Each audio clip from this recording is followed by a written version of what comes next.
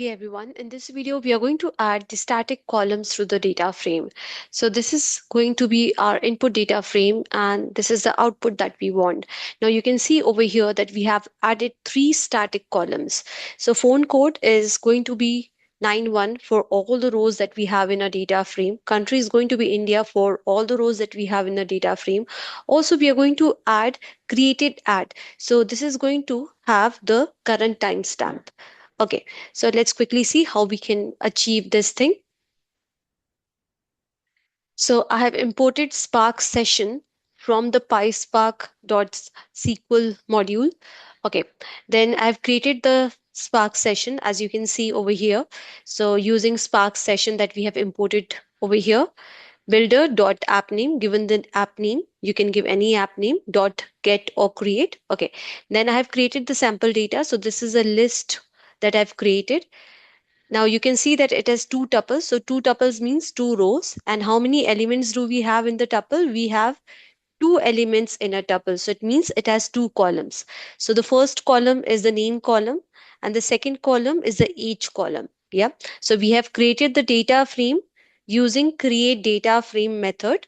So in this method, we have passed the list that we created over here. Also, we have passed the schema. So schema has what? It has the column names, name and age. Okay. Now let me quickly show you the data frame. Now this is the data frame as you can see name and age and with two rows.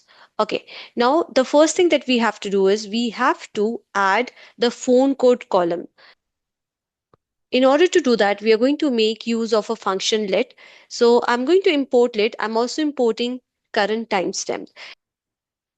So you can find what is the use case of let in the documentation. So you can see that this is a part of the function. So you can use this function in order to create a column of literal values. So whenever you have the static value, you can use let function in order to create a column of that static value.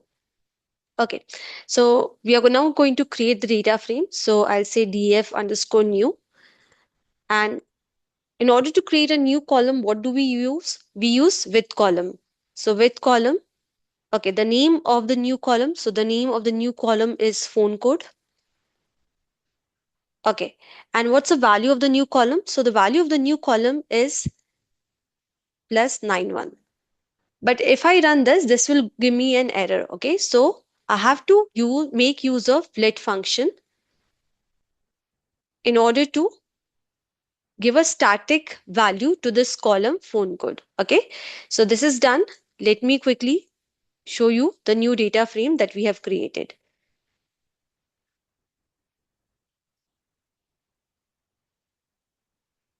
Perfect. We have got the new column, phone code column. Okay, the second requirement was that we have to add one more column that is country. So let's quickly add country column also. So I'm going to add the code on the new line. So dot with column. Okay, this time I'll just name it as country. Again, I'm going to make use of let function. And here I'll simply pass India. Okay, so far so good. Let me quickly run it. Perfect. So you can see in our data frame, we have got the second column added, the second static column added, that is country. Okay, moving ahead. The third requirement was that we have to add a column in the data frame having the current timestamp. So for this, we are going to make use of a function called current timestamp. So if I quickly show it to you, okay, you can see over here. So this function is going to return you the current timestamp. So if I show you, this is what we are going to get as a return value. Okay. There is also a function current date. So if you want to return the current date, you can use this function. So here, this is a current date. Okay. So in our case, we need current timestamp. So we have to import this function. I've already imported it. You can see over here. Okay. So this function, I've already imported it. Now I'm going to make use of this function in order to have a new column having the current timestamp.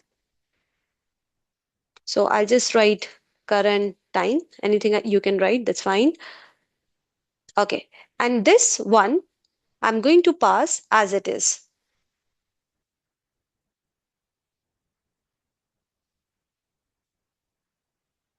Perfect. We have got it. Now you can see that this is truncated. So what I'm going to do is I'll just write truncate equals to false.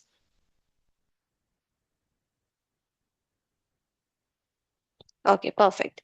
So this is what we were expecting. So we have added three columns. The first one and the second one we have added with the help of let function. Now you should know about this function. It's very important function if you want to add some static values to your column. And then we have used current timestamp function in order to add one more column having the current timestamp. I hope this video was helpful. See you in the next one.